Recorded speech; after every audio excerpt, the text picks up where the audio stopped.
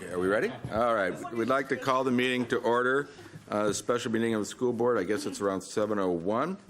And Ms. Khan, would you please lead us in the Pledge of Allegiance?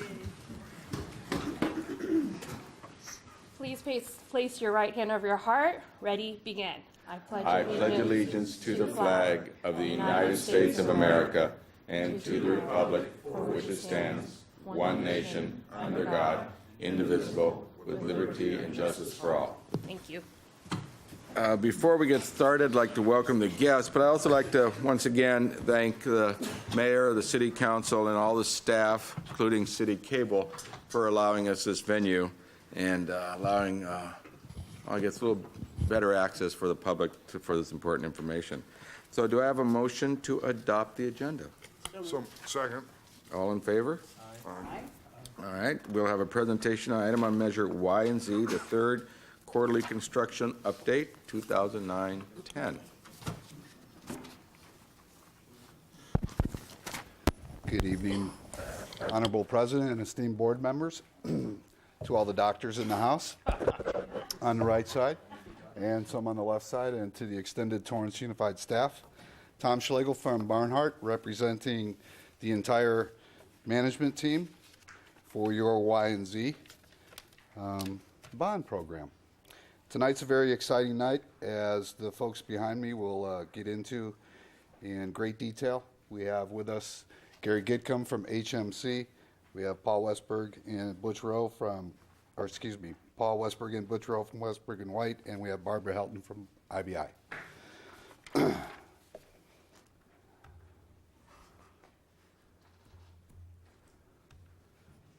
Where are we here?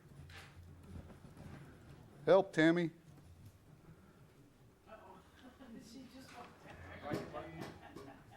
Here we go. The overview of tonight's presentation is going to cover Measure Z and an update on the stadium renovations. In Measure Y, we're going to give you progress reports for Phase 1A modernization and the new construction projects by IBI Group on Hull and Fern. Measure Y and Z will cover the progress reports for Phase 1A and 1B modernization, and those projects are by HMC, Seaside, Wood, Cali, Mayor, Lynn, and Lynn Middle Schools.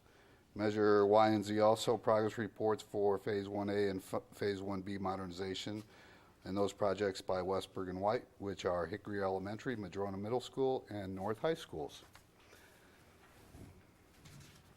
Moving right along into our Measure Z stadium renovations, I'm going to bring to the microphone Charlie Brown.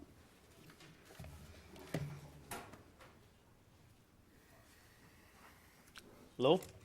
Real quick, where we're going on the stadiums here, we've started the restroom projects, the field houses at South and Torrance High. We'll schedule completion of the end of May. And also we have bid the North and West High School bleacher renovation, which is on your agenda tonight, and you'll see a presentation on that a little later. That's about where we're at right now with construction. And then the architect's got some updates on some of the other stuff. So, any questions on that? Mr. Brown, in that bid, I did turn it on, thank you, we had to build some sort of crash berm or something at West High. Is that part of that bid that we went out on, or? No, actually, that was put in. So it's what it is now is what it is? Correct. Yes, and that's safety barriers to protect the pedestrians on the visitor side at West from the traffic on Del Amo. So are those permanent? Those are, yes. They were put in as permanent, yes. Okay, good, thank you. At this point, are there any other questions about?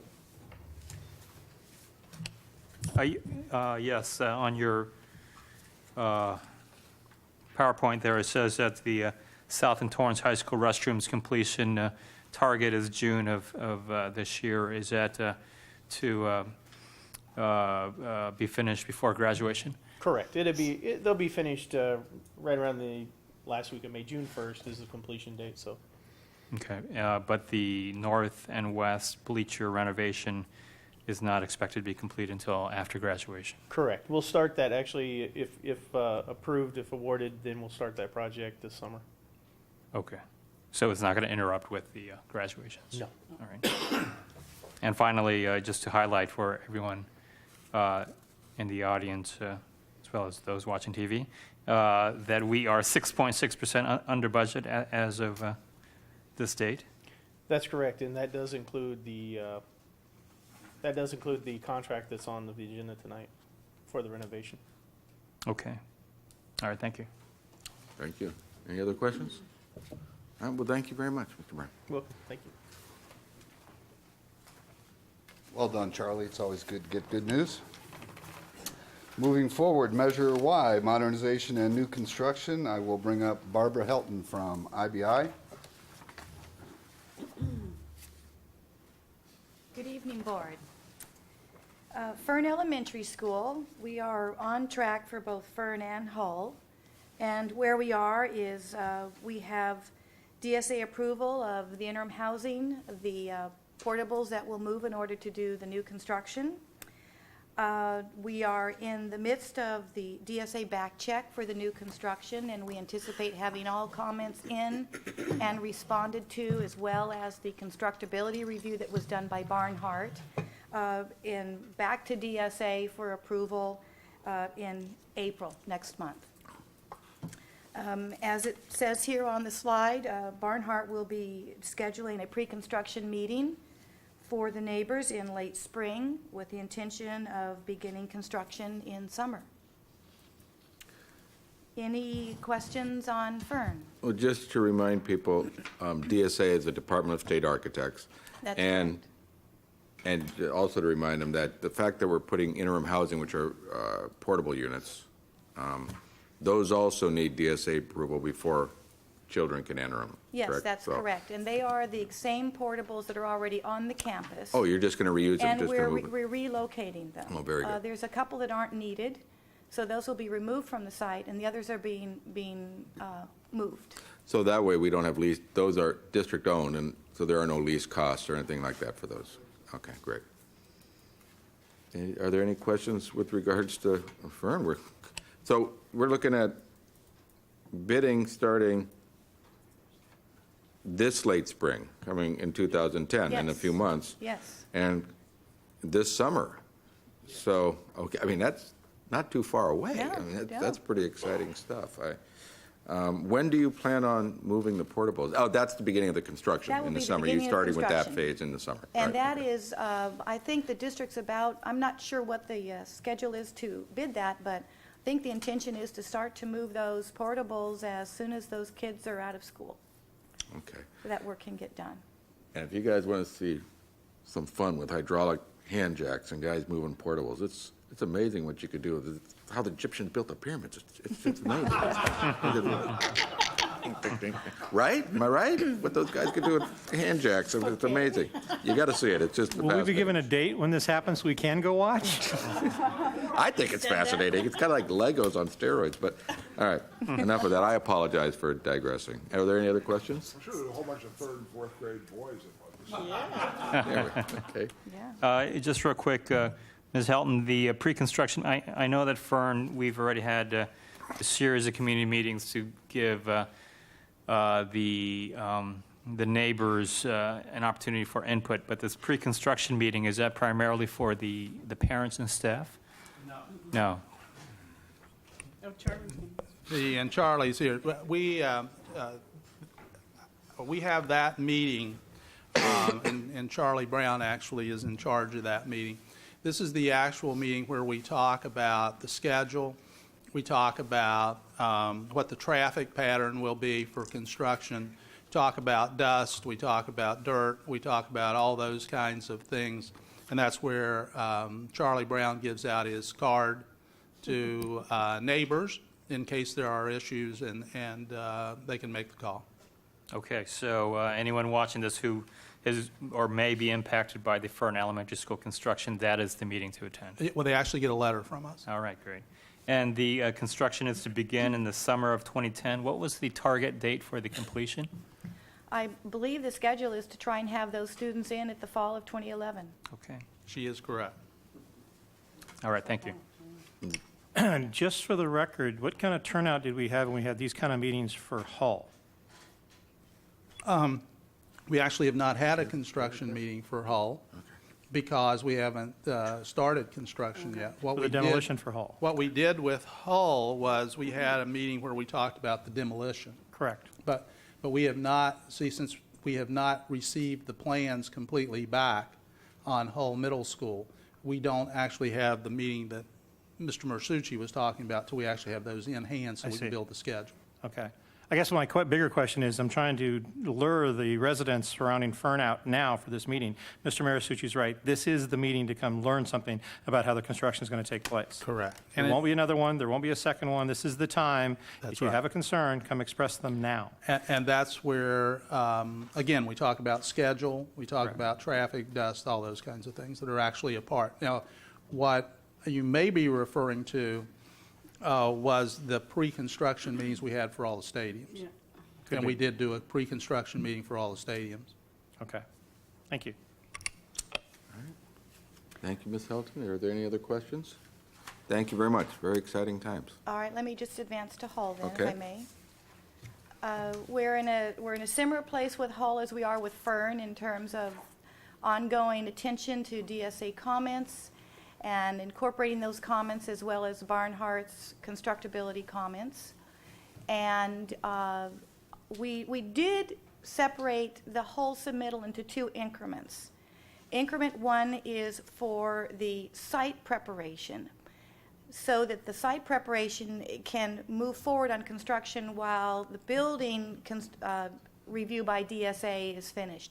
The increment one was approved by DSA yesterday, so those plans are now in the hands of Barnhart to begin the bid process. And I think the intention, correct me if I'm wrong, Charlie, is to start construction of increment one in late spring and have 3-4 months or so to complete that, which should be just about the time that we start to look at rolling in the construction of phase two, which is, or increment two, which is the buildings and the finished site work.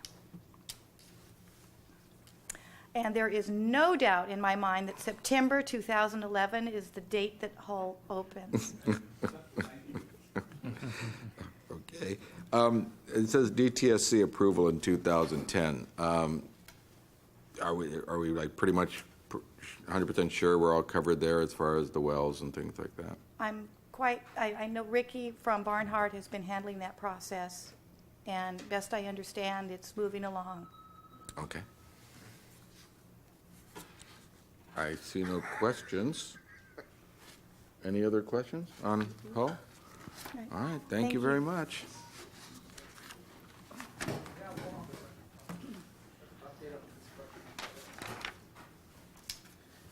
The field project is coming along, and they'll be laying sod at Hall Field on the 6th of April.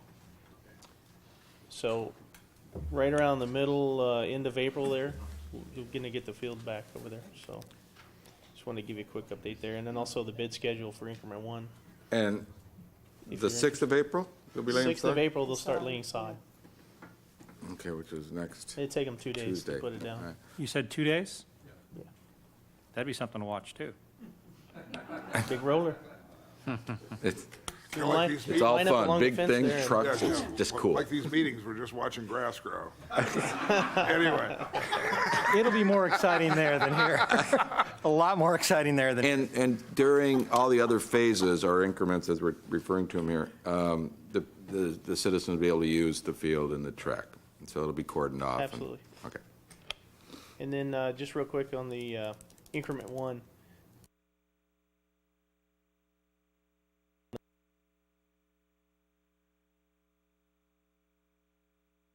We're gonna bid going out, May 27th will be the bid date. Sorry, April 27th, yeah. Just a quick schedule on that. So that's when the bid's going out? Correct. That will be the bids due. Oh, the on bid will be April due. 27th. It'll be, okay, so Yeah. it closes on May 27th, okay. Yeah.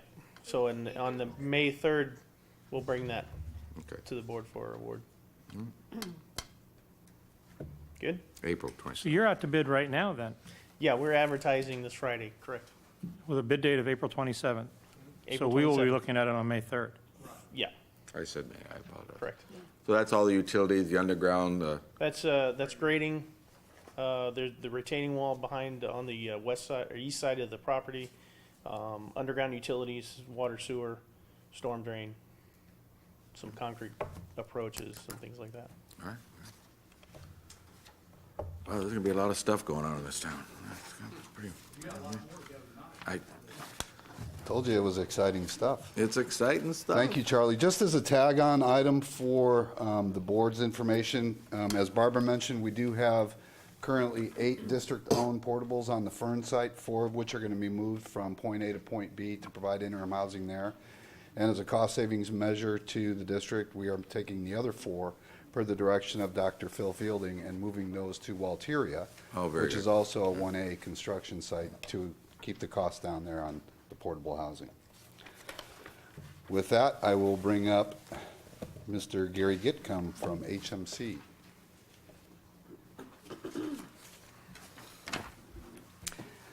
Good evening, and thank you for the opportunity to be here this evening. We're going to discuss several schools here. The first 2 we're going to discuss Walteria and South High School.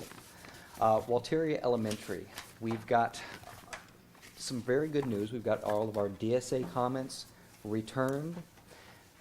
We are in process working on them to get them back into DSA in April, looking for approval depending on how the time frame goes, sometime in that May time frame. Comments are going along smoothly. We're working through both the comments and any constructability review comments along there as well. We have ongoing interim housing, or as we may continue to call it, interim pyramids. Nobody gets that joke. Oh, got it with the jack. Yeah. We'll see if we can get them, I'm the formed slow in guy that here. way. Thank you. And of course, the cost estimate validation is ongoing, and we are coming close to getting final numbers resolved so that we have all of our alternates adequately identified and placed in there so that we can, if they're available, we can be able to incorporate and roll those into the actual project. We're looking, as you can see on the schedule there, looking for late spring, early summer for a DSA approval. Hopefully that will be in that May timeframe. You already heard a description about construction meetings. That will be coming up in the roughly that same time period. Again, this will be something that Barnhart will be coordinating. And with biddings starting sometime immediately after we receive the DSA final plan check. Any comments on Walteria? This is more of a general comment. The whole, the budget problems with DSA and their cutbacks and their furlough days and things like that, how much has that affected progress? Or are they keeping up pretty much, or are you keeping on them to keep up pretty much? We have found that they have been keeping up on their end of the work. Oh, very good. Yes. Okay. It does seem that there is an increased attention towards getting projects through plan check at an appropriate rate. We had very good response in terms of getting back our first set of plan checks. Okay. Thank you very much. It appears there are no other questions. We'll move on to South High School. South High School, we're in very much the same situation. We have all of our full set of DSA comments back on that project. We are again working through those comments and expect close, it's a much larger set, but we're looking to track somewhat similar to what Walteria is. And that would be going back into DSA, targeting in April and looking at trying to get out of DSA in that May timeframe. Those are, again, optimistic. We're looking to try to do the best we can for you because we recognize we want to get the project out and out to bid as quickly as possible. Along that line, we're working on the interim housing and final validation of all cost estimates. you see on the schedule there, similar timeframes there with the DSA approval and of course, the pre-construction meeting out on site. I'm trying to find some new way to phrase this so it'd be a little bit more interesting, but it's very much similar to the last comments. Construction would begin in the summer time frame, and obviously would be a longer duration, but that would be the ultimate time frame for the construction schedule would be about, will be controlled by Barnhart, and you'll be seeing further information on that as it moves forward. Any questions on South High School? So you said that the construction is going to be a little more extensive, and it's going to be up to Barnhart, but is there, again, a target date for the construction completion? We figured it would be about 24 months. 24 Okay. for the entire South High project. And that's about right for a high school. It needs to be pointed out, and quite frankly, some kudos to Charlie Brown and the Barnhart people. I didn't want this missed. Storm drain repair at South High School complete. That's where we had, for years, the flooding of the water coming off PCH, right there where the marquee is and you turn in, and it would flood all that area into that parking lot that's next to it. And this was all completed during our winter recess.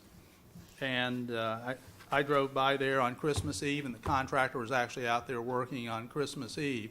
But if we hadn't done this with all the rain we had this year, you know, I can't imagine the amount of water and extensive problems that we would have had, because it just flooded that entire area. And right now, it's working perfectly. Looks like with the clouds, we'll see some test of that. Yep.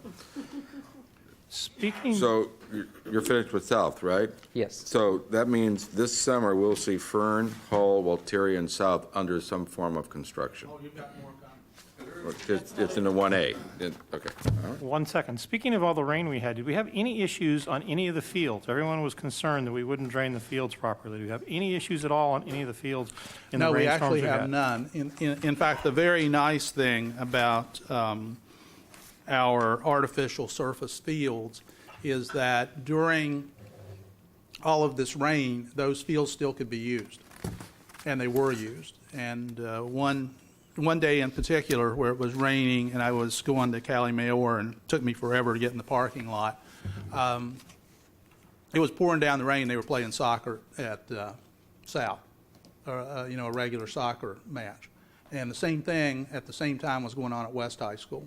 So all the concerns we had about the fields not going to drain, the fields aren't going to work right, all that was proven, because the last rainstorms we had were substantial enough to put those issues to bed. So we don't have to worry about that looking forward. Those fields work perfectly.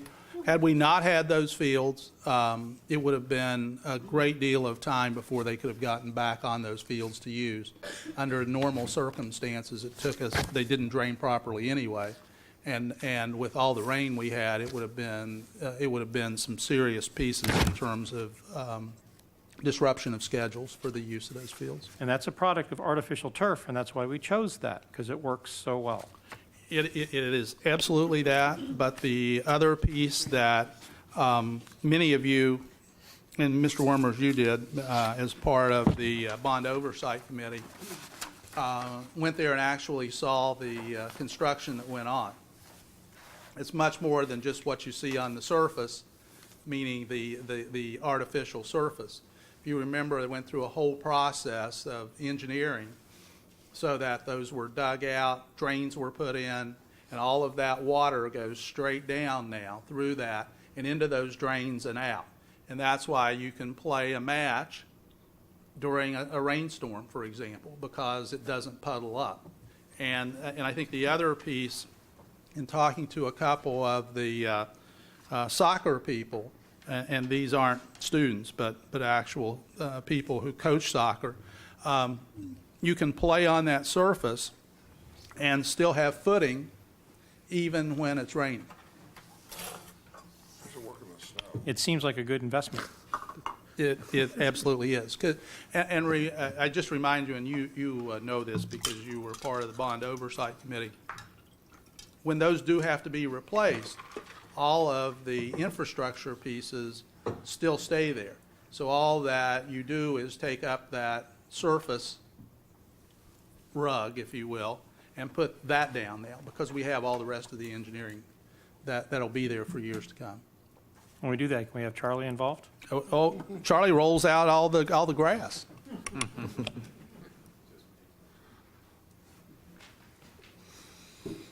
Any other I questions on don't, South? oh, yeah. Yeah, I'm sorry, if you can take a step back, just quickly, if you, you may have said this already, but Walteria, when is the targeted completion date? Do you want to talk about the target completion date? Yeah. 12 months. It'd Okay. be fall 2011. Okay, so generally, our elementary schools are a year and high schools are 2 year. Okay. Exactly. All right, thank you. There will be some exceptions to that. Okay. And we will point those exceptions out as we go through, because especially at a couple of our high schools, the amount of work that is going to have to be done there will exceed, I think, will exceed the 2-year limit. Let me guess, Torrance High School. Torrance High School is one, but North High School, because of the soil that's there. And if you, as Mr. Westberg will say, there's not a place on that campus you can't stub your toe because of concrete heaving. And he's right with that. So we've got issues with that. We've got issues where the concrete is actually pulled away from buildings. It's going to be extensive there, especially just in concrete, asphalt, and all of those kinds of things. Any other questions on Walteria or South? Okay, we'll move in to the next phase of projects, the Phase 1B projects. The first project that we're going to look at is Seaside Elementary. And we are ongoing in the process of the site committee meetings, and I will again say that as a blanket statement, throughout all of these campuses that we visited, we found that they have been very well organized, very good management, and I believe that starts from the top here of the people that you have in your main administration all the way down to your principals and your teachers. We found that they've been very cooperative and very focused on the best interests of the school and the students. And so I want to congratulate you, and also you probably hear that, but I don't think that can be said often enough. And it's really a pleasure to be able to work with you on this. We haven't been hearing a lot of good news lately, so thank you. Well, I understand. It's a difficult time. Because of budget. Yeah, Yes. yeah. State budget cuts. Yes. We are in the process. We have been having regular site committee meetings. Let me give you just a brief overview. We do our as-built or room-by-room surveys. That information is complete. We have now received our complete survey information so that we've got the final documentation that we need to be able to go through and get the detailed work that we're going to be doing on site, some of which will be directly impacting drainage and other issues around the site. And we have been having very good site committee meetings. We've been discussing the baseline, getting the communication out through a pattern that we've set with the district of good, clear communication and an early involvement in all of the process. And the site committee meetings, we found that they've been very well prepared. They've been using not only the meetings themselves, but also taking those opportunities through their own internal staff meetings to communicate things within each site. Let's see, I was going to note that the recent rainstorms have been another actual opportunity. As difficult as they were for all of the sites, we had several meetings that occurred on the same days that we had those rainstorms. And we also took the opportunity to have our civil engineer come out to each one of the schools to look at all of the sites during the rainstorm so we could see the actual conditions. And that was very enlightening.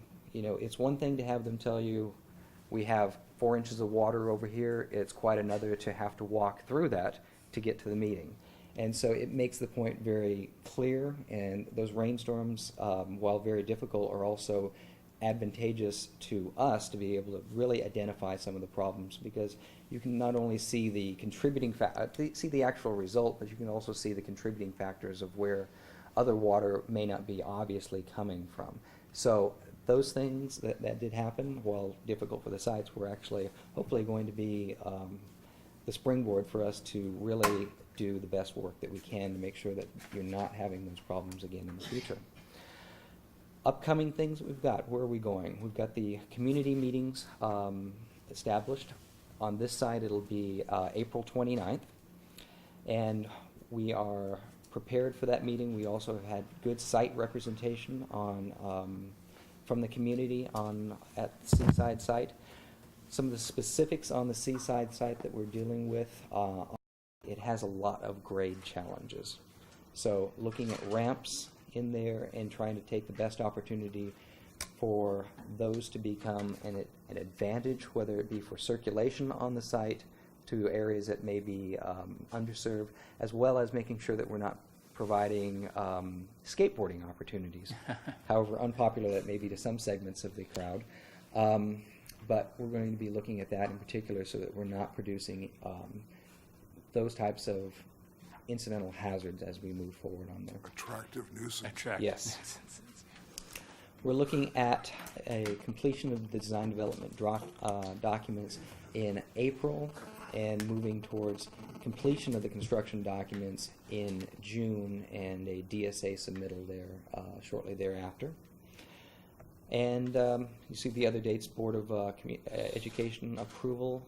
One thing we have, of what we have already completed, all 4 sites that I'm going to go through have had fire department meetings and completed fire department plan review and sign off on the sites. That is important to know that we have that step taken into account. We can account for all of the ramifications for what we will need to do as we plan forward on the sites, but also, most importantly, you have a site sign-off that says that the fire department is looking at this and making sure that the sites are accessible and safe. So I think that's also a very good validation of the process as well. Any questions on Seaside? One quick one. Where are you going to stage the interim housing pyramids at Seaside?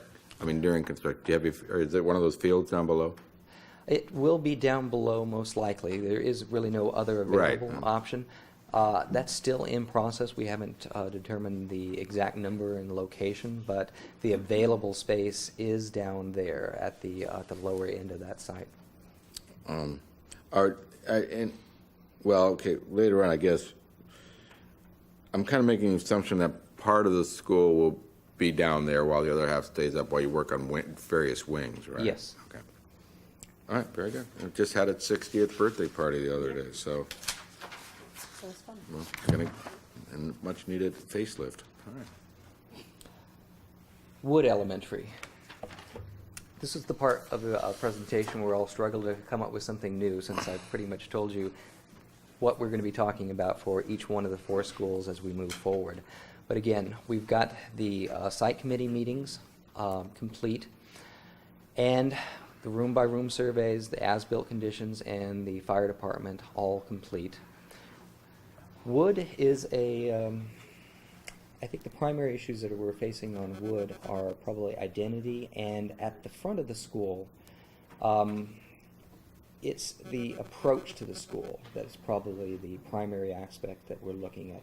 That drop-off or that front walkway, and then the welcoming aspect of the front of that school is an issue. It's not very welcoming. It's not very welcoming, and it's also a bit of a safety hazard in terms of its very narrow street front, sidewalk frontage. So that's something that we're looking at, doing simple things like just pulling that front fencing back to change the dynamic of the front of the school for in terms of its atmosphere, but also giving some extra breadth and width for students to be outside of that very narrow sidewalk area, and changing that entry aspect. And There's nothing you can do with that electrical box, though, I assume.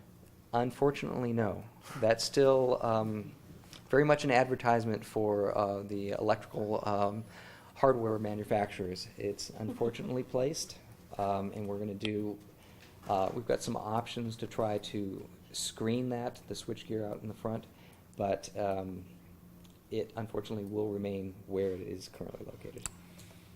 Can I ask a question? Sure. Because these elevations we're looking at here on these plot plans are very preliminary at this point, right? Yes. So we'll see the finals and we'll be able to look at those and those kinds of things. So Yes. There'll be further detail as this, as the work is developed. And of course, you'll be seeing document sets to further enhance all of the final details of the scope. Very cool, thank you. Let's see, the community meeting here is scheduled for April 15th.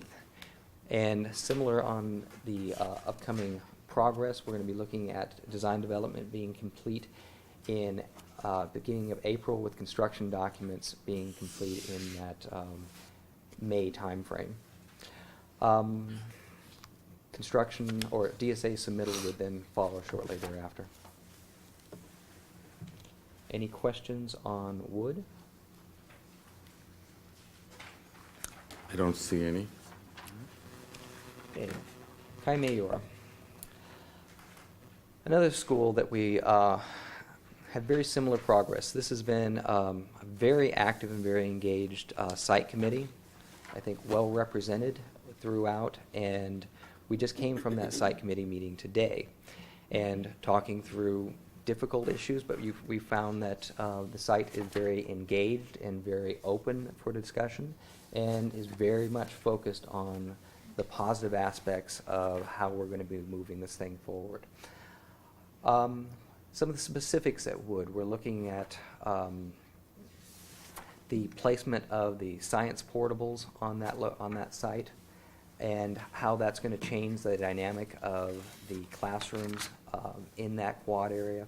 Hopefully looking at some opportunity for some book lockers as an alternate being relocated as a possibility, but certainly tending to broaden out that campus and look at those opportunities for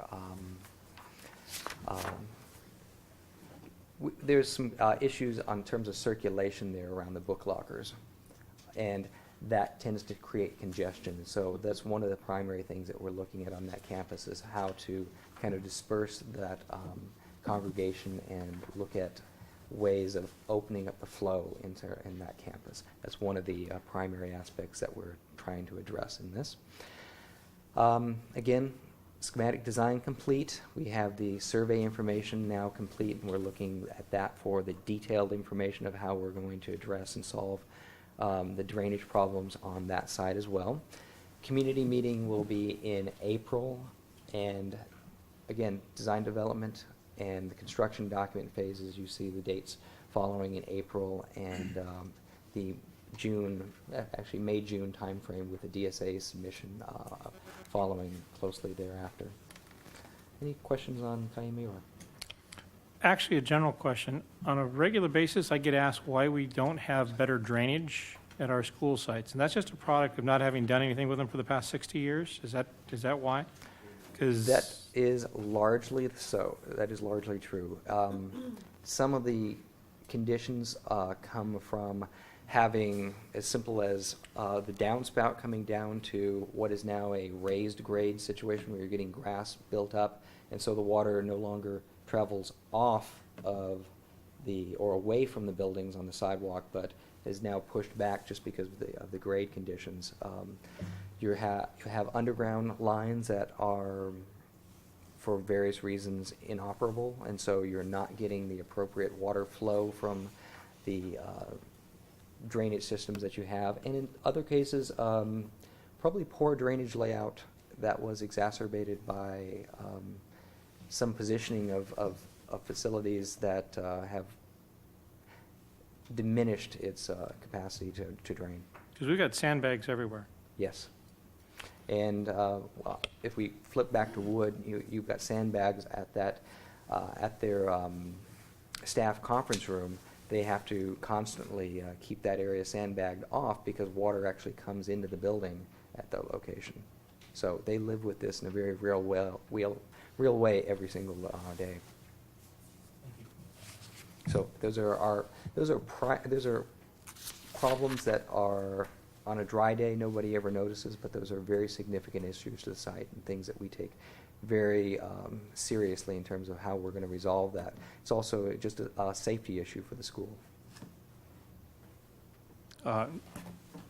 Just from this artistic rendering of the entrance of Cali, it's so attractive that I don't even recognize where it seems like a dramatic improvement from the current welcoming site to Cali, and so I hope that the reality will look as good as this drawing here.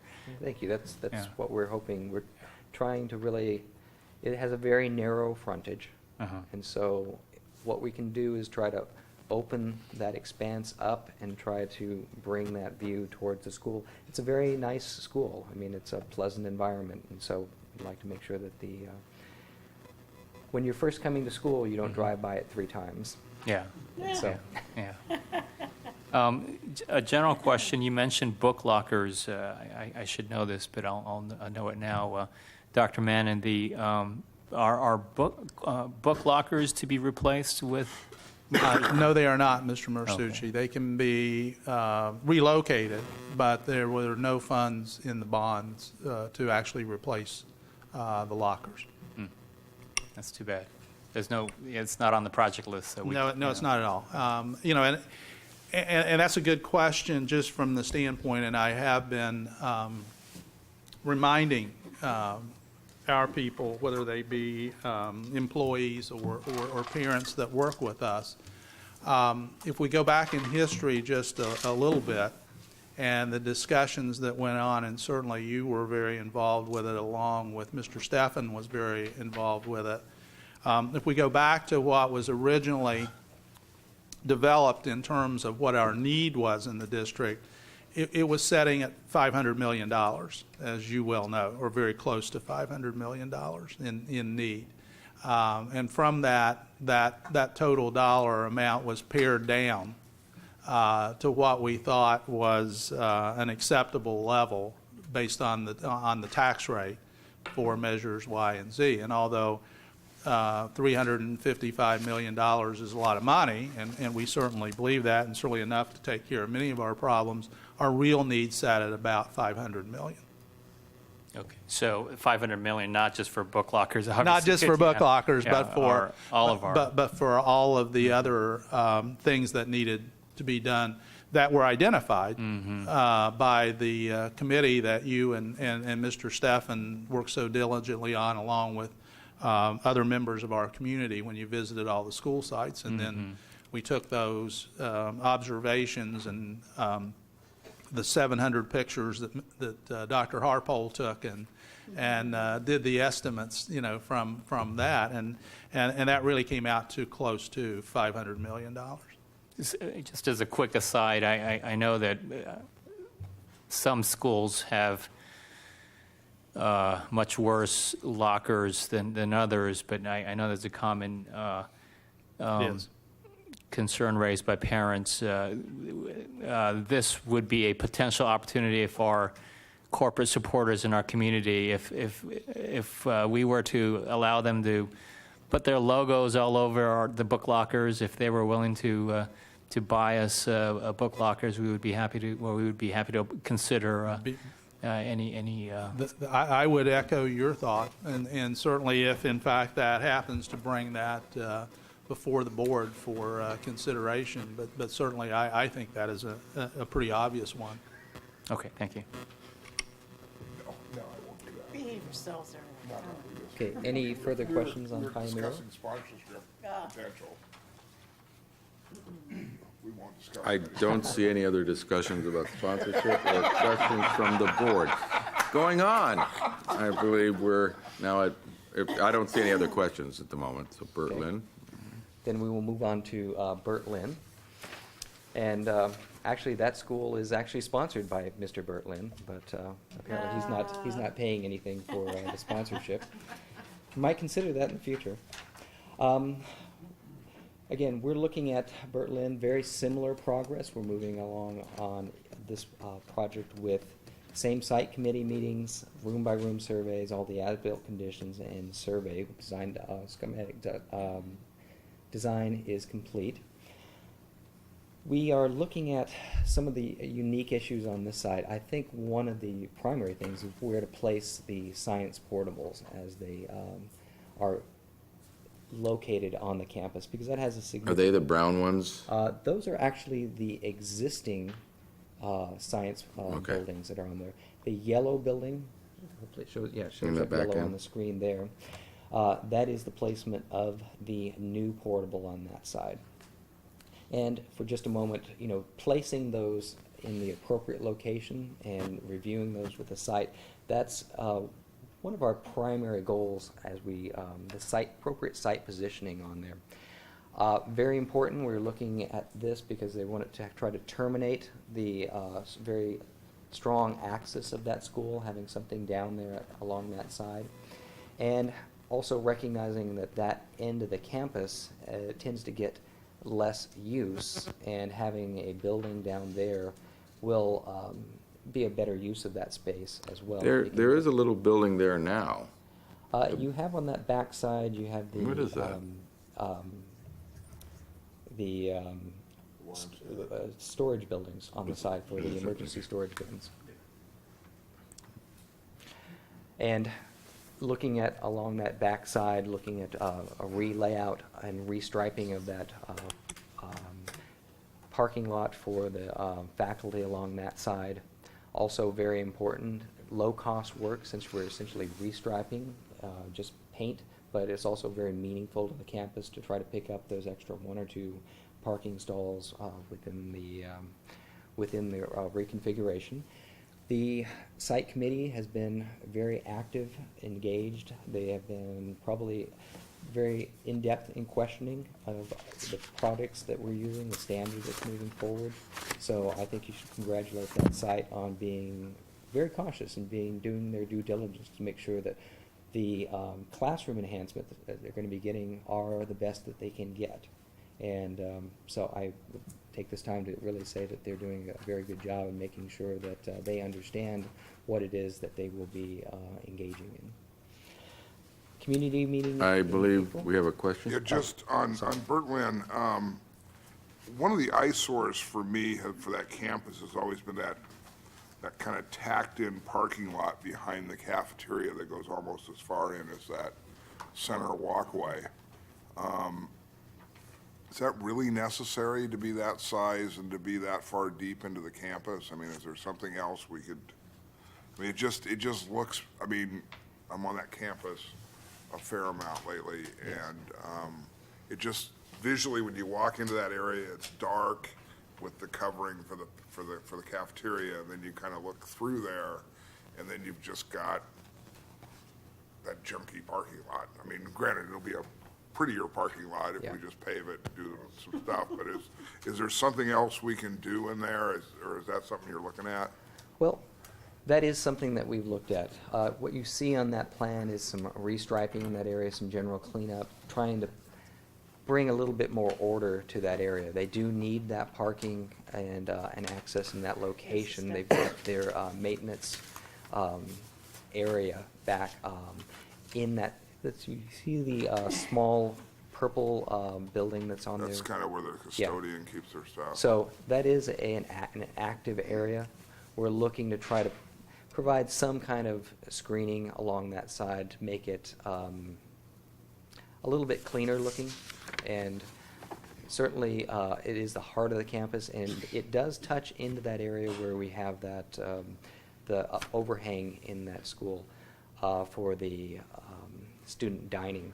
To touch on that, what we were trying to do as we look at the entryways and the canopy conditions, what we're going to be repairing, what can we do in those areas to try to improve the approach to that school? Because as you go into the school, the front door, or where you're going to actually come into the administration, is not immediately evident.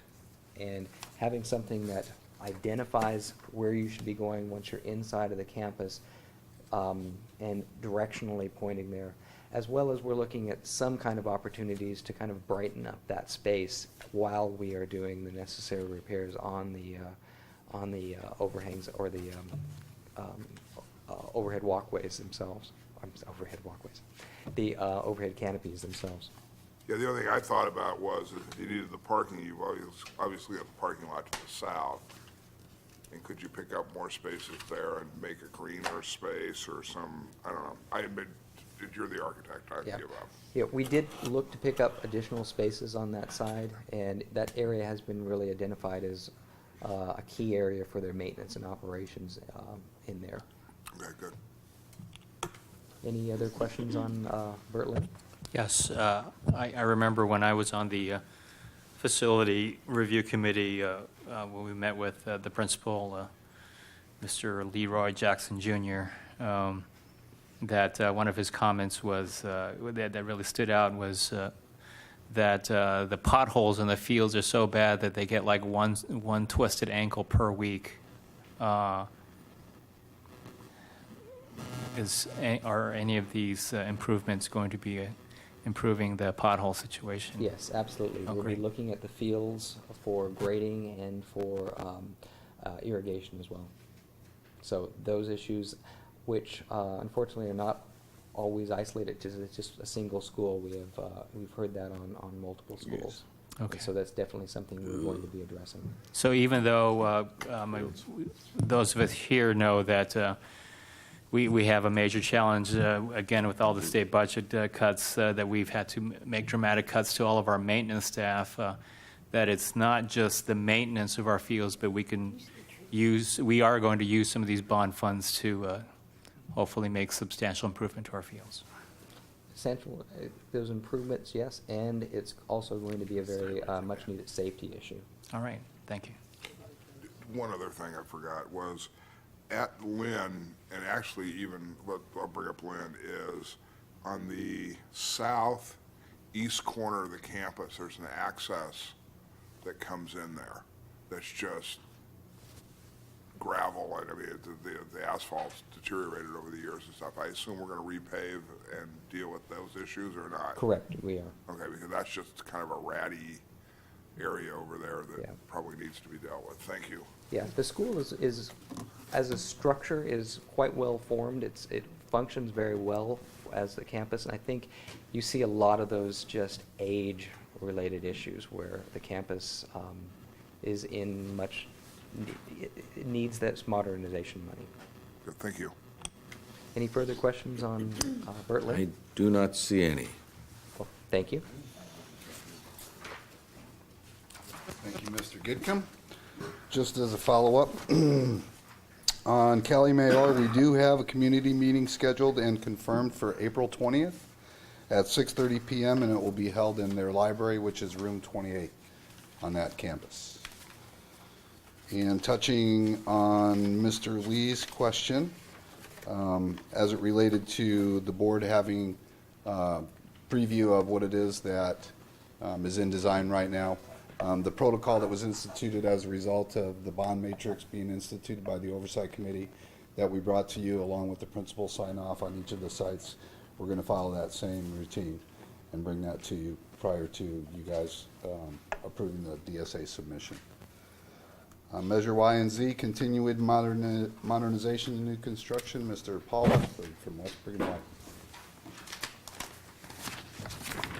Good evening, President Steffen, members of the board, Dr. Mannon, and community there watching us on TV. I have been blessed with starting out along with all the stadium projects that are nearing completion, but Magruder Middle School. And Magruder is in DSA, and we have been going through the interim housing issues with Magruder, and we're going through constructability reviews and cost estimating. We feel that we're pretty much right on with the budget that has been given to us. We're looking for DSA approval towards the end of this summer, and certainly the pre-construction meeting coming up right after that, after we have an award or nearing award of construction. Bidding at the end of the summer, and construction beginning at the end of this summer.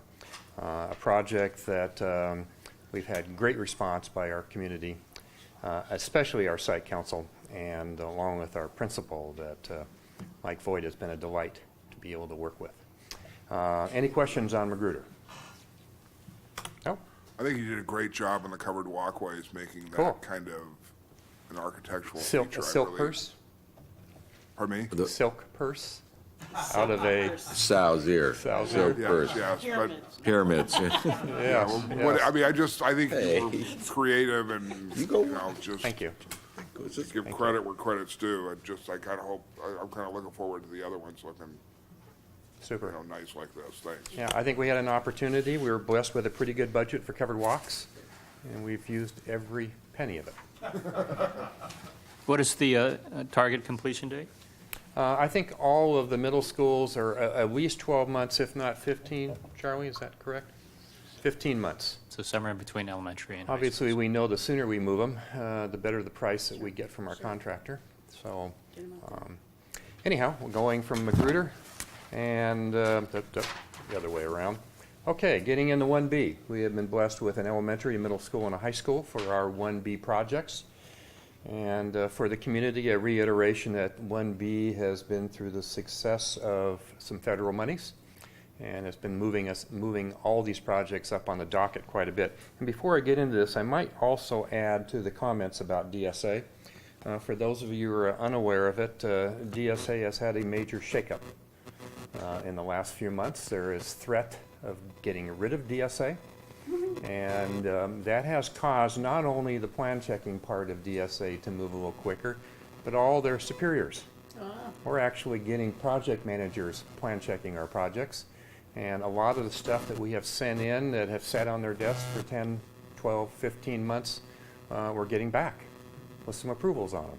So we as architects, and everything I say about DSA could come back to haunt me. Come back to haunt us. We as architects are quite pleased with the latest response. I had talked to DSA LA prior to November 8th and mentioned to them that I felt that there was a high success rate of communities supporting their school districts to do new capital improvements. And they were not so interested at that particular time of changing their modus operandi. I said that there's probably a Mack truck running down the path towards you, and it's going to be the biggest stimulus package the state of California has. And they seem to ignore that at that particular time. Through Sacramento's instigations, I don't think they're ignoring it anymore. Any chance of that bleeding over to the assembly? I narrow my focus to what I know best. All right. Hickory. Great meetings. At Hickory, very interesting site, and I would reflect what Gary just talked about in regards to stormwater issues. We had the pleasure of having your superintendent there on a particular day when not only was everything flooding, but water was coming up in the bathrooms through the drainage units. And so we are scoping all those lines. Now, part of it, what the question before was, why do we have so many drainage issues? We have to also remember the soil conditions in Torrance. There's a lot of pumping and heaving of soil, and over the years, where you originally back in the 40s and 50s and 60s when the schools were built, and we had storm drain lines that actually sloped from up to down. When ground moves, it also heaves everything inside the ground. So you might have a drainage line that goes down and then goes up. Which means it's not going anywhere. So those are lots of issues that we have, and we have a city that quite often locations is pretty dead flat. So it's kind of hard to drain across 800 or 900 feet of playground out to a curb face that's only 6 inches lower. And that's just a reflection of the age of the drainage? I think to some degree it is. A lot of these drains can be inundated by roots and trees. We think that part of the issue, particularly at Hickory, around all the trees there in the center quad, as you enter in, might be inundating. The drainage lines are quite often clay, and they're bell-tipped, and where the bell-tip goes in, roots go in. And so it's almost impossible for Phil's office to constantly keep all those roots from constantly creating problems. So Hickory has that problem, but Hickory is also a great particular site, and we've had great involvement with the site committee. For those who are aware of Hickory's Front, the big pine tree, we are no longer going to have a big pine tree out front. We are going to be planting a lot of new trees, and we promise that these will not be 5-gallon trees. These will be 48-inch box trees coming out.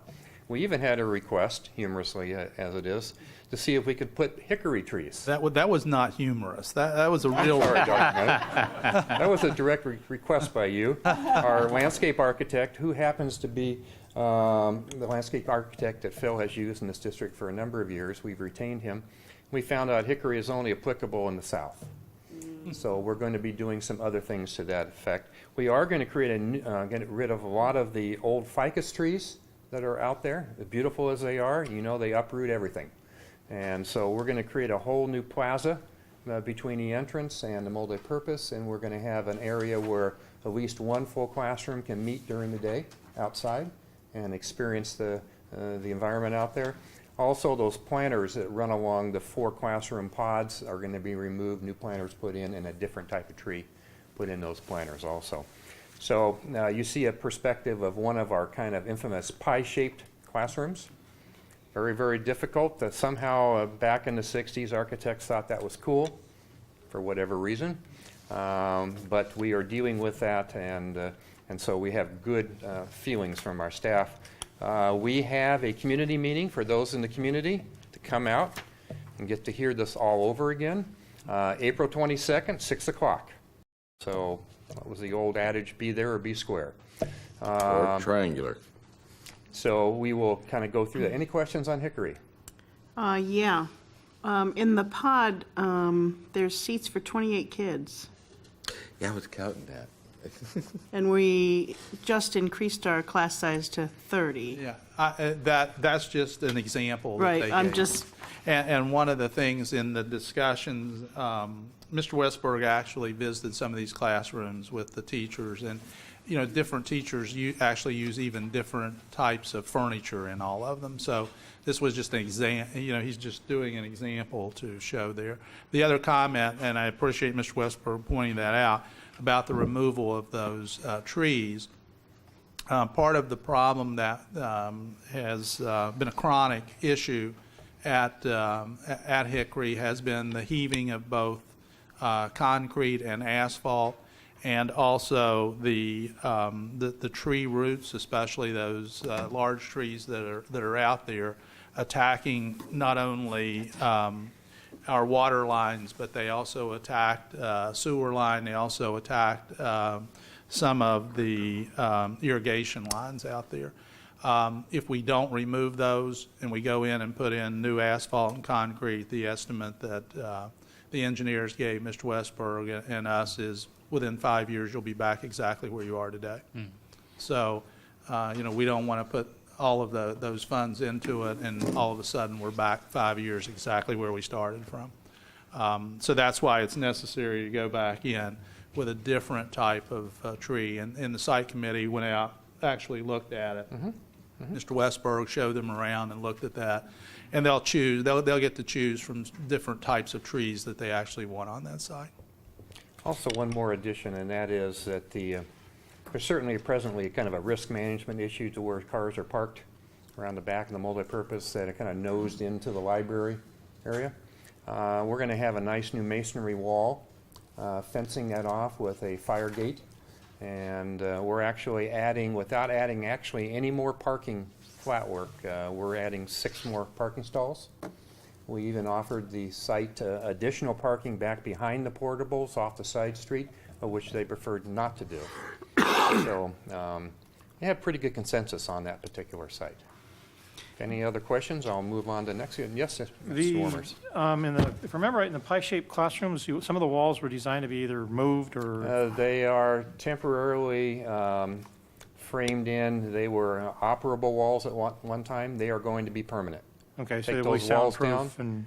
frame in permanent walls. We're going to have electrical on the walls. Oh, very good. Yeah, so it'll be like a real classroom. Very modern. Now, the central little area for all the teachers, are we going to refurbish that as well? We are, yes. You know, it was a really slick design in '64. You know, it really, it looked Like, this is great. kind of I our wasn't most designing schools in avant-garde school. '64, so. It really is, from a design standpoint. I think And you could run from the one of roofs of all the two-story ones from, not that I would know. I think one of the real differences that students will see on this site, and several of the parents on the committee, we all discussed this. There have been several restrooms that have been closed at that site for disrepair for, I don't know how many years, but a lot of years that they've been closed and used for storage or whatever. So we are redoing all the restrooms that are there, and that's what we said during our bond campaign. And we're reopening all of those restrooms at that school site. And this particular site was not a recipient of a lot of the final R, Measure R funds, so they never really finished doing all the bathrooms on this particular site. You know, I just, So, and remember also, we have a 2-story classroom building, and we are going to have a elevator going up to that. So there's a $300,000 hit. this is a school that's adjacent to a city park. And That's we correct, to have a the few rear. of those out there. When we do the fencing, can we make sure we have wide enough gates to where equipment can go between the two sites in case we might want to do that? So I Let the don't city know. do our mowing, yes. Pardon me? And let the city do our mowing. There's been We some wouldn't say discussion that of, allowed. No, you know, there's been some discussion of shared services. And so when we do the fences on any adjacent site, make sure that we've got big, good wide. comment, good comment. Okay, good, thank you. Absolutely, yes. Any other questions before I move on to Well, Madrona? just real quickly, I kind of sad to hear the big mature trees at Hickory. They're kind of like the symbol of Hickory Elementary School, but I completely understand the issue of the plumbing and the drainage and so forth. I just hope that whatever monies, my vote or my voice that I'd like to add to the site committee discussions is that I hope we can replace as much landscaping, as many trees, non-intrusive, non-attacking trees as much as possible. We intend to replace, where those trees are that we're taking out, we're gonna put a tree back. But it will be a different type. Yeah. And we are intending on dolling up the front entry to the campus itself with more trees, taking out some of the old landscaping and the big old shrubs and really kind of dolling that up because it's rather an indifferent look at the moment. Okay, Yeah, great. we could use those pine trees and rip them down and use them as the construction material and have some recycling. It would be green that way. I don't see any other comments. So I believe we'll just roll right down to Madrona Middle. Yeah. Okay. Second site, Madrona Middle School. We've actually moved on this one quite fast because we've had a very fun that we've had a design committee that have all created consensus right away. And so we have, we've been doing a lot of moving around of things. Probably the number one thing that I experienced, and I think I've mentioned this in previous meetings, is the front entrance door to Madrona lacks almost everything. It's got an old gate and an old fence and a whole bunch of posters and all the kids kind of standing around waiting to be picked up on a piece of island that's only about 5 feet wide. And so we're doing a lot of things along the main secondary street, which is the frontage to Madrona. We are moving all the fences back to the buildings. You can see on the upper picture that we actually have created a big landscaped front yard, and we've put more parking out there. We've enlarged the parking on the other side of the administrative center. We have moved a lot of the portables that were in kind of clusters where nobody could observe anybody doing anything back where the portables were located. Now you see we have visual corridors for administration by staff to see where kids are throughout the particular day.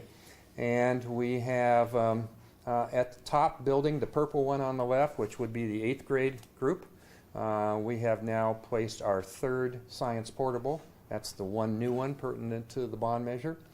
We have kind of reconstituted a little bit of the rear parking where the staff is, and where the old sand pit is there above where you see the blue and the yellow portables on the upper right-hand corner. We're adding more asphalt area. A whole bunch of things we're dealing with. We're dealing with where do we put lockers. We have lockers kind of strewn in lots of different little locations, and probably the most horrific thing is that narrow, sheltered lunch area with all those slopes and all that stuff. And we're going to be really reworking on that. New covered lunch shelter that's higher. Repositioning where a lot of the lockers are so that they're not just sitting right there in the midst of activity. And our music is now out at the front door. Where the library is now going to be music. And so the neighbors are going to hear the chiming of young people's voices and instruments. Where the computer lab is right now is going to be additional administrative and staff areas. And up in the middle right, you see the other purple area. That's a double portable, and we're going to make that the new library media center. So we're putting the library media center in the heart of the campus, pertinent to an educational philosophy rather than way out at the front corner. So a number of things are happening. We're on budget, and we're really pleased. We're having both Hickory and Madrona into DSA this summer, and we should be on the same time frames as Gary indicated for his 4 projects. So you're going to have 6 projects all getting ready to bid pretty close to the same time frame. Lots and lots of projects on the street as far as our bidders and our community is going to see some money being spent. Any questions on Madrona? And Madrona's, thank you very much, April 13th at 7 p.m. Thanks, Tom. Those of you in the Madrona community, we will be booting on the same presentation, entertaining all kinds of comments. And these comments are very, very important because these are the comments that will also help us steer the final part of this design so that we have not only staff comments and community, site people's comments, but if the community has some input, that's the time to be able to come and chat with us about it.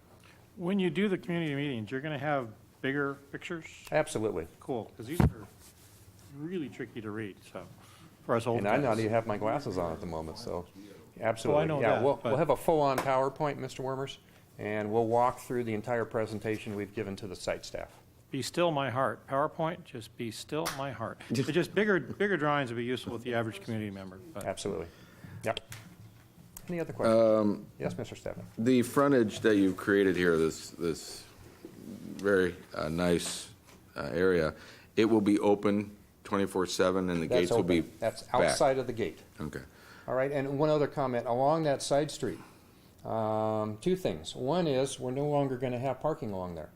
Oh, That's where gonna we be have that drop-off. narrow, All right, so as we added more parking, it's a as loading you see zone. on the top picture, both right there, and that would be visitor parking. And then we've added additional parking between the multipurpose and the admit area. And so that'll be all drop off along the street. And if you'll notice, we've also widened the sidewalk quite a bit. so you're going to have a parking lot between the administration building? There and the- already is one. Is there one there? We're going to There- expand it. Right now, there's some Do parking people and some actually park there grass. now? Yeah. Oh, okay. So we're going to make it bigger.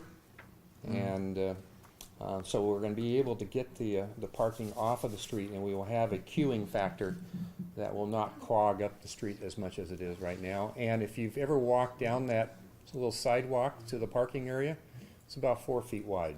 Yeah, you can't roll down that one. So right? we're yeah. Fall So off. we're looking at about an 8-foot sidewalk. We're moving the fence back. So you're going to deal with any skateboard attractions? It's just flat. Okay. And the space Skateboarding's between the, skateboarding's not a crime. no, I mean, as far as accidents and stuff, planners and jumping up and hurting themselves. The area between the, well, I guess the turquoise, the top row, and the second one, with big drainage swales and, sloping asphalt, how are you going to deal with that between the buildings? Well, we're going to take it all down and create, if we have to have, some ramps, required ramps, and maybe abutments of wall, be able to differentiate that. We have not gotten into that final design yet. Okay. Okay? And between the lower one, the light blue is actually the sixth graders, and the seventh graders are the darker blue, and the purple are the eighth graders. And in between is a lot of the, what do we want to call that area? It's It's a mess.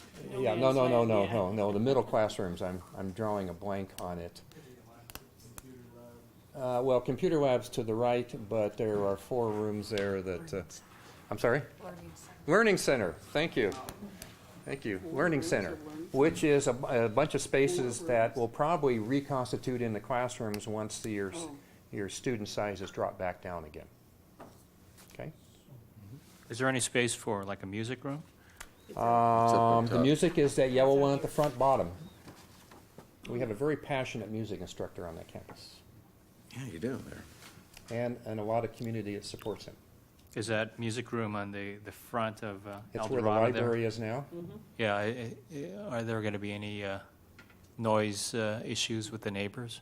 The walls are all concrete, Yeah. unlike the portables that he's in right now.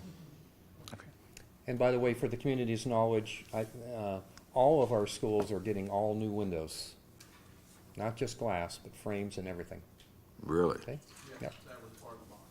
Yep. Very good. North High School. Big high school, lots of issues. We've been doing lots of things. We have gotten through all our department chair meetings. We just completed on Monday our first meeting with all of the PE staff, including the athletic director and the lady in charge of performing arts, her little black box facility, because we have Saxon Hall as part of that campus. And also, actually, she was there part of the PE because Saxon Hall is part of the gym. So we've had lots of input there. We've actually instrumented a meeting with the principal from Edison and the principal from North to discuss parking issues in the adjacency area where they have the bus drop-offs. And we propose a number of things. One is that though we might not do it, we're looking at how can we park Edison for staff behind the multipurpose, somewhat like what we're doing at Hickory. And we might find that the ultimate solution is just operational, coordinating who comes to the campus and who parks where as far as staff is concerned. We have plenty of parking capacity at North. It's just that nobody wants to go all the way out to the far end to park there. If we have an increase in enrollment, we're actually seeing parking maybe between the end of the track down on the bottom of the page and where the tennis courts are. We could bring another parking area in there pretty easily. Some of the biggest issues to North are heating systems or lack thereof.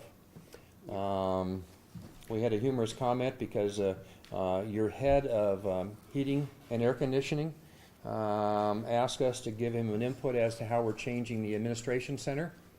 Well, there is no heating or anything in the administration center, so anything we do is a change.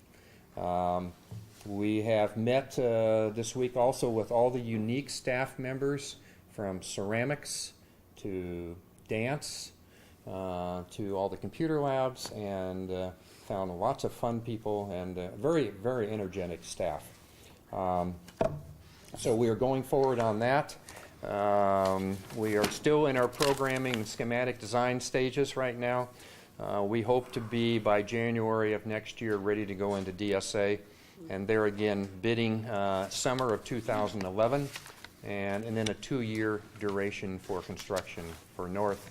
Another issue that Dr. Manning indicated earlier, it is the ultimate trip and fall site on the entire district. So we're going to be bearing, as I've told a lot of the staff members, bearing a lot of money in non-romantic items. But that is a requirement. And we're also dealing with special education component that's also on the particular campus. So any questions on North? Yeah. Oh, Mr. Lee, do you have a question? No. Okay. If anything you can, yeah, I have one. Anything you can do to incorporate Edison's parking would be wonderful, because they're currently parking on playground space now, so. I understand. Yeah. And Edison is so landlocked, it only has one little frontage, and that makes it tough for them. So we have had that discussion. We'll continue those discussions so that both sites are being well-served, and if we have some general bond monies that might be able to mitigate that, certainly we'll do that. Okay, thank you, because it's, like you said, they're landlocked and they're kind of stuck, so anything Yeah. you guys can do from the north Yeah. side to help would be wonderful. Absolutely. Great. You've mentioned a couple times the trip and fall aspect of the north. You should see our residential driveways. They're all in exactly the same condition. So we're putting all this money into new concrete that likely is going to end up in the same condition in a few years? Well, there's no guarantee. I mean, Earth can move big things. We can certainly run a lot of rebar in the concrete before we put it back down again. I mean, on really severe deals, we might post-tension or pre-tension the walkways. We can dowel the walkways into the face of slab of the buildings. If you go along where the computer labs are, you see a separation of 4 to 6 inches. I could show you in my house, Where the sidewalk too. is actually just kind of moved away from the building, or the building is moved away from the sidewalk. But lots of those issues. We will do the best we can structurally up to a point of affordability. Okay. And you didn't mention, but one elevator? We have at least one elevator to the old automotive center to get it up to the art and ceramics room. That's going to be one, and we're going to have either one or two over on 2 the or other 3 of side where they have a 2-story classroom building. And you said those were 300,000 a pop, or? Could be as much as 300,000 a So pop. $1 million worth of elevators? Absolutely. Wow. Thank you. Okay. Any other Concrete and elevators. Wow. Are there any other questions at this time for North? Thank you. Thank you. I believe we're in the general question and answer period. Or Just to fall back on one point that was brought up in the discussion for Hickory, it's of note to mention Dr. Fielding and his staff, as we've moved along and created the district standards, trees were identified as district standards, so we're not just out there randomly seeking something. It's been dictated to us by Phil. And trees are an emotional item, aren't they? They are. Yeah. I mean, I'll tell you a story about eucalyptus school one day. Doesn't have any eucalyptus trees now, but that's another story. Next up, we have bleacher Actually, renovation, unless you have questions. Yeah, I'm sorry. Going back to Hickory, I vaguely recall the 2-story, there is a 2-story classroom building there. Is there any, given the elevator costs, is there any potential to reconfigure it to 1-story buildings? The cost of an elevator does not go to that extent. Okay. No. All right. Okay, thank you. There's 4 classrooms up there. To build a new classroom is $350,000. Building each classroom is 300? Yeah, if you want to build a new classroom. So you would be losing 4 classrooms if you wanted to avoid any use of the upstairs. Mm-hmm. Okay. Ouch. We'll give Paul time to catch his breath before we call him back up in the event that there isn't any further questions on where we're at with what we've presented to you tonight. I see no questions, but if I counted right, it's Magruder, Fern, Hall, Walteria, and South who will start construction this summer. Okay. Wow. Actually, I do have one question, since we have a moment. For the community meetings, how much notice do we give the community members prior to the meeting so that they can prepare and make sure they can be available? Actually, we're getting ready. Sandy Toronto right now is putting together the lists for the community meetings that are coming up. That's 3rd week in April. You notice they start April 12th and then April 20th and the week after that. And she's actually doing those tonight and stuffing envelopes tonight. So we're getting ready to send those out right now. So a couple weeks in advance? Yes, at least a done? couple Okay. weeks. Is this where we're following the city 500? Correct. Yes. Okay. Okay, are we on the discussion action item now? All right, so right now, We're going to item 5, discussion action items. Speakers wishing to address the board on agenda topics are permitted 3 minutes per topic. Total time granted for public input shall be limited to 30 seconds per topic. 30 minutes? Wow. Sorry, I apologize. Bang, bang. There you go. Wow. The board policy require that public presentations to the board comply with certain procedures, including 2 to 5 listed in the oral communications. And the only item on there is the authorization to award bid number 12-3 2510 North and West Bleacher Renovation Project. So I need a motion. So moved. Second. All in favor? Thanks. Oh, wait, don't Well, we wait, have a wait, wait. presentation? Oh, wait, I did? 30 seconds, come on. I'm sorry. I'd like to hear from. Yeah, okay. I cancel that vote. Back up, rewind, and there we go. Here we go. Mr. President, we have available to you our architect, Mr. Westberg, and also staff from Barnhart Corporation that can answer any questions you may have about these bleacher renovations for both West High School and North High School. Oh. Questions? Go ahead. So I guess we're gonna rebuild them instead of putting new ones in because of DSA wants different kind of bleachers? I mean, I just probably, if you want to Yes, expand on that a little bit. well, that is one of the reasons. As we all know, there were a couple of bleachers that were not part of last summer's effort, Right. and that since that particular time, DSA, especially the LA office, has been a ramrod to look at bleachers in a different way than they have looked at them, than the other 3 DSA offices have forever looked at them. And because of politics and policy within the DSA system, the other 3 offices have relented to LA's passion over the last 7 or 8 years. And I've gotten this from other people giving me comments as to why this happened.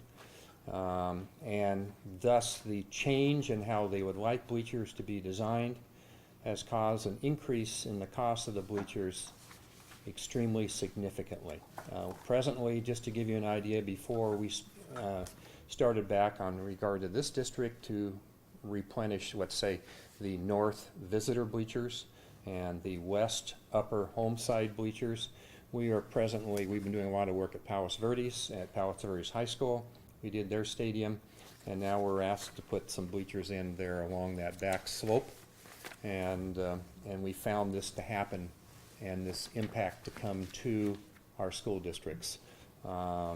We have at Westburg White created 2 different bid packages. We created one bid package that would be the full replacement of all brand new bleachers, and Charlie got a price for that.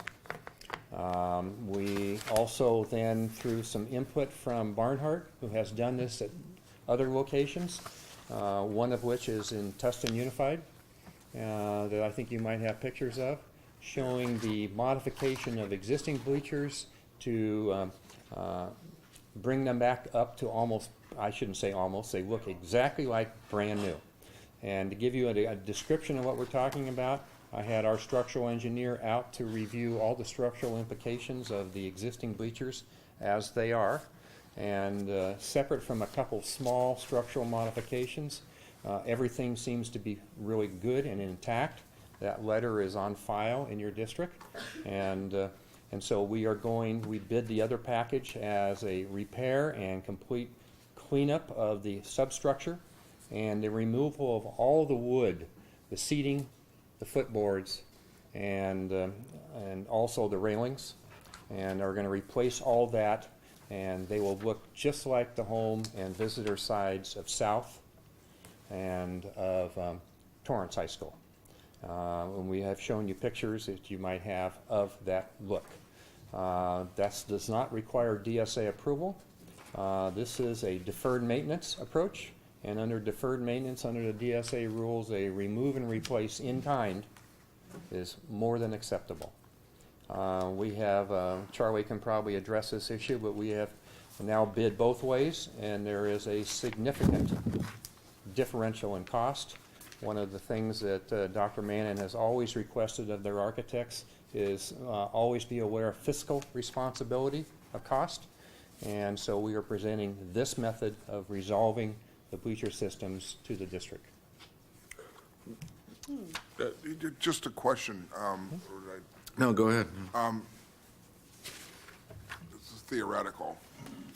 Prior to DSA changing the rules, Right. and if you just would have bought the bleachers, plopped them down there and done that, how would that price have compared to the renovation price? Would that have been comparable?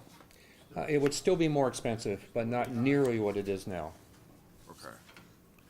Okay, so, and so we're gonna end up,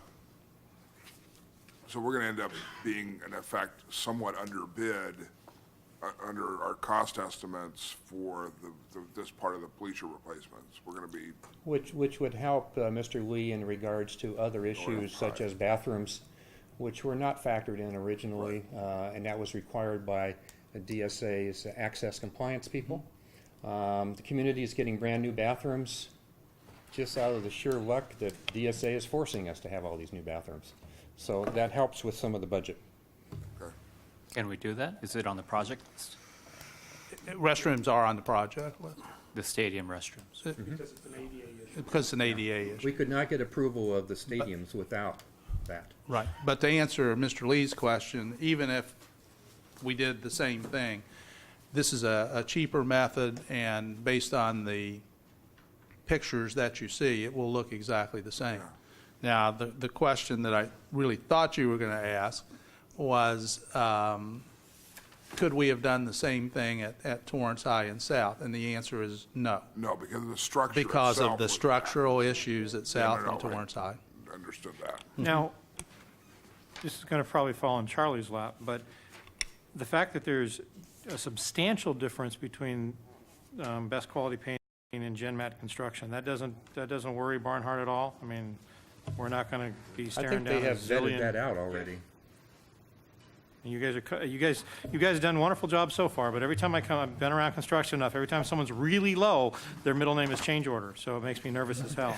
Yeah, no, we've actually talked to both companies, and what we found is just the way that they bid the job. There's a difference in how they're doing it. Is best quality or GDL is going straight out to a bleacher company and have them perform the material and install both. So that's driving the cost up a little. GenMat is actually purchasing the material themselves and hired the installer themselves. So they're saving a considerable amount of money. Okay. Going Again, around forgive me some for asking the questions, Charlie, but my radar goes off. I've been in your chair too often. No, I'm not. I've talked to them. I've seen some of the project that they've done. I've checked their references, and I'm comfortable with the bid. So that we made the recommendation. If you're happy, I'm happy. I think you see pictures of Ocean View High Do you have School another question? also. Yeah, and I think that the successful bidder did that project. Mr. Lee, do you have another question? Okay. I did, thank you. Actually, I just wonder about the change in the noise factor and moving from wood to aluminum on the benches. And granted, they're supposed to be for sitting, but we all know that the kids run up and down them, even during the football games. Has there been any consideration of that? You already have that product in place. And have you noticed any complaints?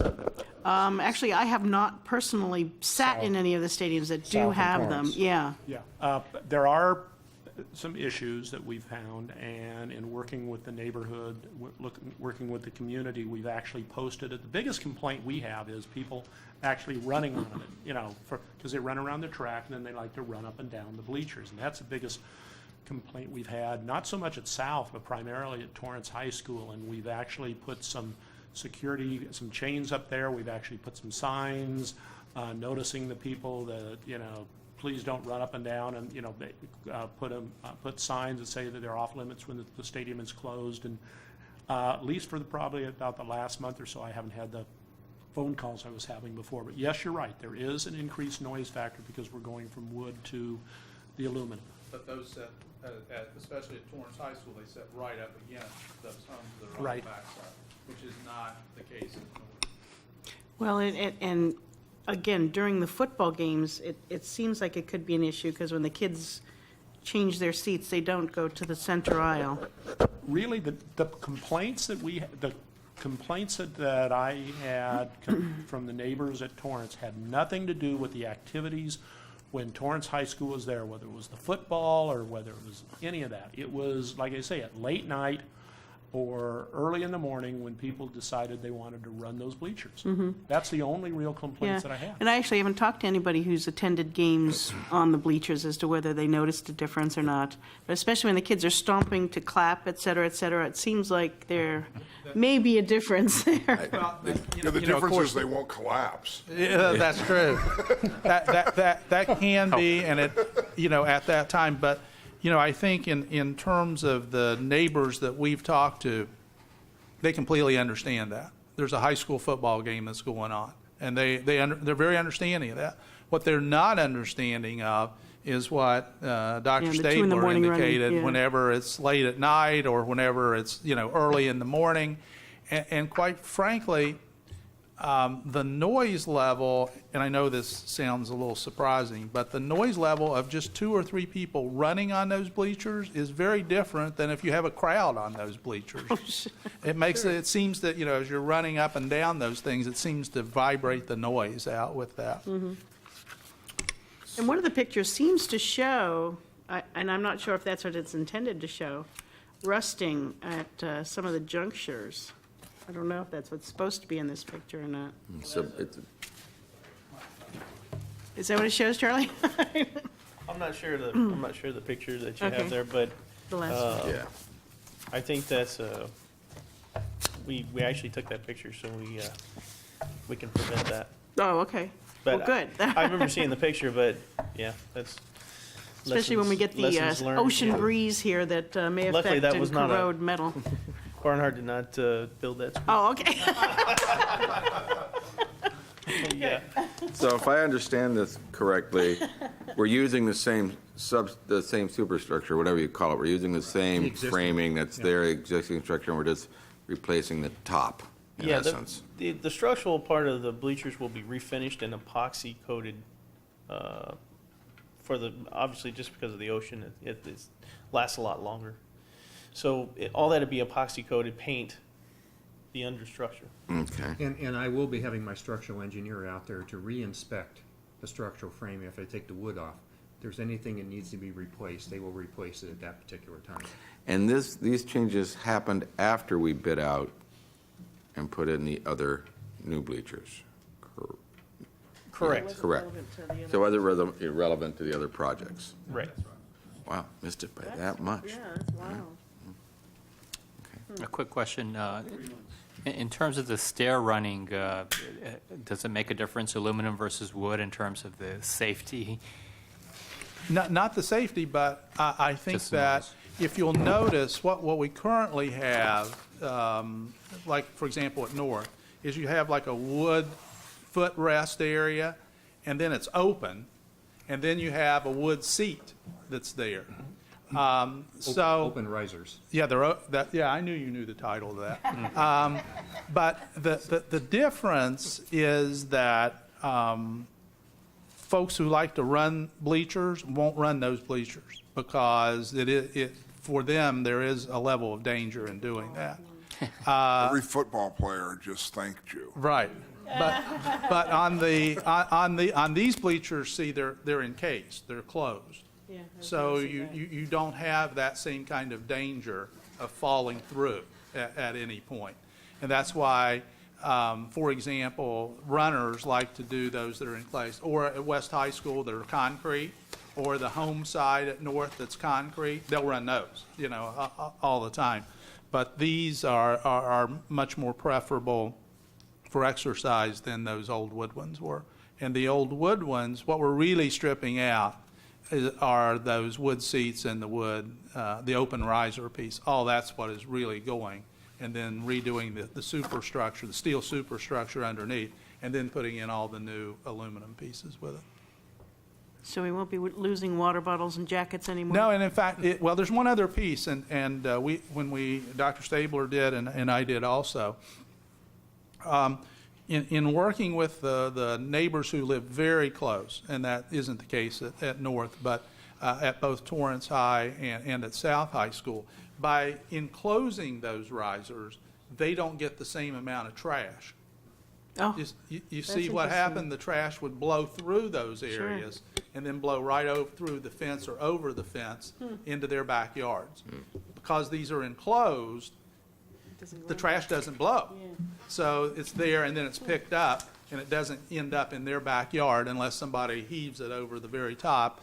And Mr. Westberg was smart enough to put a screen on the back of those bleachers to make it much more difficult for anybody to throw stuff over in other people's backyards. I don't see any other questions at this point. So seeing no questions, I guess now would be the appropriate time. We have a motion and a second to vote. All in favor? Aye. Any opposed? No, the ayes have it. Thank you very much, and this is just, should have said it, we're saving about $247,000 on this. That can go to the other projects you were talking about. All right.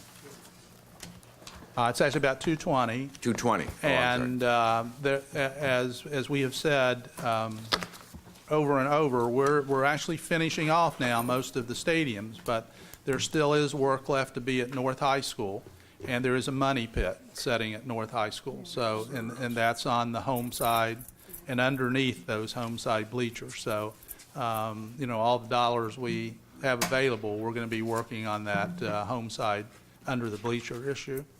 Certainly the bleachers are fine. I mean, we'll be putting in the new seats there, and that's part of what you're doing. But underneath those bleachers is not fine, and is going to be gutted, and we'll be working on that whole piece there, and that's going to take us some time to do. All right, well, at this point, I guess we have a Motion to adjourn? motion to adjourn. Second. All in favor? Hey, that was fun. Best meeting we've had. To whom-